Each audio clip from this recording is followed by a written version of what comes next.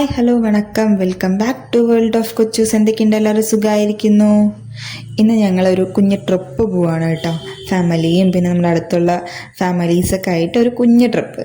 വേറെ എവിടേക്കുമല്ല, നമ്മുടെ കോയമ്പത്തൂരുള്ള ഇഷ യോഗ സെൻറ്ററിലേക്കാണ് പോണത്. ഞങ്ങൾ കുറച്ച് പേരേ ഉള്ളൂ, ഒരു കുഞ്ഞ് ട്രാവലറിലാണ് പോണത്.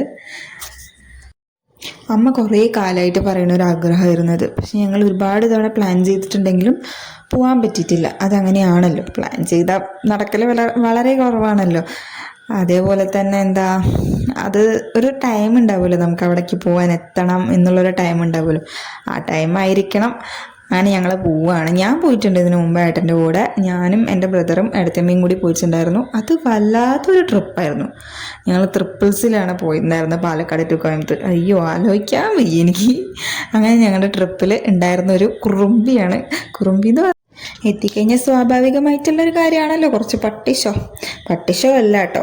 ശരിക്കും ഒരു നല്ലൊരു വൈബ് അല്ലെങ്കിൽ നല്ലൊരു ഫീലിങ്സ് ആണ് അവിടെ പോയി കഴിഞ്ഞാൽ. ആ വെയിലുണ്ടെങ്കിലും വെയിലറിയാതെ ആ ഒരു കാറ്റും അങ്ങനെ നടന്ന് നമുക്ക് ഒരുപാട് നടക്കാനുണ്ടല്ലോ ഉള്ളിലേക്ക്. അങ്ങനെയൊക്കെ ഒരുപാട് നടന്ന് മൈൻഡൊക്കെ ഭയങ്കര റിലാക്സ് ആയിരിക്കും, പീസായിരിക്കും. ഇതുവരെ എക്സ്പീരിയൻസ് ചെയ്യാത്തവർ എന്തായാലും പോയി നോക്കണം കേട്ടോ. അടിപൊളിയായിരിക്കും. അവിടെ മെഡിറ്റേഷനൊക്കെ ഉണ്ട്. അപ്പോൾ അതിലൊക്കെ പോയിരുന്നാൽ നമുക്ക് പോയി തിരിച്ചു വരുമ്പോഴേക്കും നമ്മളൊന്ന് ടെൻഷനൊക്കെ മറന്ന് റിലാക്സ് ആയിട്ടേ തിരിച്ചു വരുള്ളൂ.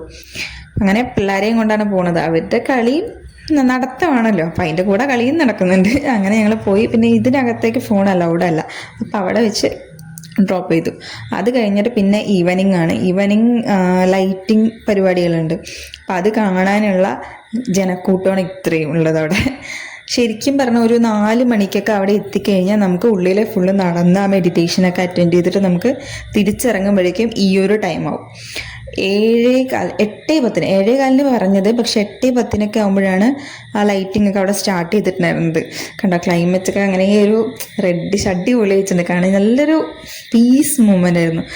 അങ്ങനെ ഞങ്ങൾ ഇപ്പം തുടങ്ങും പറഞ്ഞ് വെയിറ്റ് ചെയ്തിരിക്കുകയായിരുന്നു.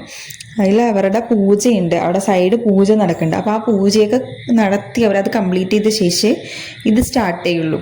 അങ്ങനെ സ്റ്റാർട്ട് ചെയ്തു. നല്ല പരിപാടിയായിരുന്നു. പക്ഷെ എനിക്ക് കാണാൻ പറ്റിയിട്ടുണ്ടായിരുന്നില്ല, കാരണം എൻ്റെ മോള് പേടിച്ചു. ഫുൾ ഇരുട്ടായി ആ ഒരു ലൈറ്റും കാര്യങ്ങളും വന്നപ്പോൾ അവൾ പേടിച്ചു. അവൾ ഫുള്ളലമ്പായി കരഞ്ഞ് മെഴുകി, പാവം. അങ്ങനെ ഭയങ്കരമായിട്ട് കരച്ചിലായിരുന്നു. അതുകൊണ്ട് എനിക്കത് അങ്ങനെ ആസ്വദിക്കാൻ പറ്റിയിട്ടുണ്ടായിരുന്നില്ല. പിന്നെ ഞാൻ തിരിച്ചു വന്ന ശേഷം വീഡിയോ ഒക്കെ കണ്ടിട്ടാണ് ഇങ്ങനെയൊക്കെ ആയിരുന്നു. അത് സ്റ്റോറീസാണ് അവർ പറയുന്നവരുടെ സ്റ്റോറീസും ഒക്കെ ആയിരുന്നു. അങ്ങനെ തിരിച്ചിറങ്ങിയപ്പോൾ പിന്നെ കുഴപ്പമില്ലായിരുന്നു. പേടിച്ചവരൊക്കെ വീണ്ടും അവരുടെ വൈബിലോട്ട് ഇറങ്ങി. ഫുള്ള് കളിയാണ്. കണ്ണൻ പിന്നെ നമ്മുടെ താരമാണല്ലോ. കണ്ണനെ ഡാൻസ് കളിപ്പിക്കുകയാണ് ബാക്കിയുള്ള ചുറ്റുമുള്ള പിള്ളേർ മൊത്തം. കണ്ണൻ താരമായി നിന്ന് അവിടെ എന്താ പറയുക, അവൻ എടുത്തറിയും അവനവിടെ നിന്നിട്ടുണ്ടെങ്കിൽ. അങ്ങനെയാണ് അവൻ നിന്ന് ഡാൻസിങ്ങും ഒക്കെ. നമ്മുടെ ചെറുതടിയിൽ കയറിയിട്ടുണ്ട് ചെറിയ രീതിയിലൊക്കെ അവളുടെ ഡാൻസും കാര്യങ്ങളും.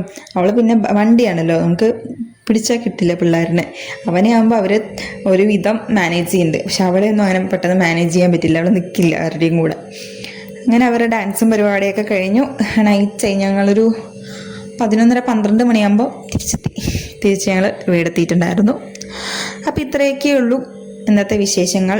എല്ലാവർക്കും വീഡിയോ ഇഷ്ടമായെന്ന് വിചാരിക്കുന്നു. ഇഷ്ടമായിട്ടുണ്ടെങ്കിൽ ലൈക്ക് ചെയ്യുക, സബ്സ്ക്രൈബ് ചെയ്യാതെ കാണുകയാണെങ്കിൽ സബ്സ്ക്രൈബ് ചെയ്യുക. അതേപോലെ ഒരു കുഞ്ഞ് കമൻറ്റ് എന്തെങ്കിലും ഒന്ന് കമൻറ്റ് ചെയ്യുക.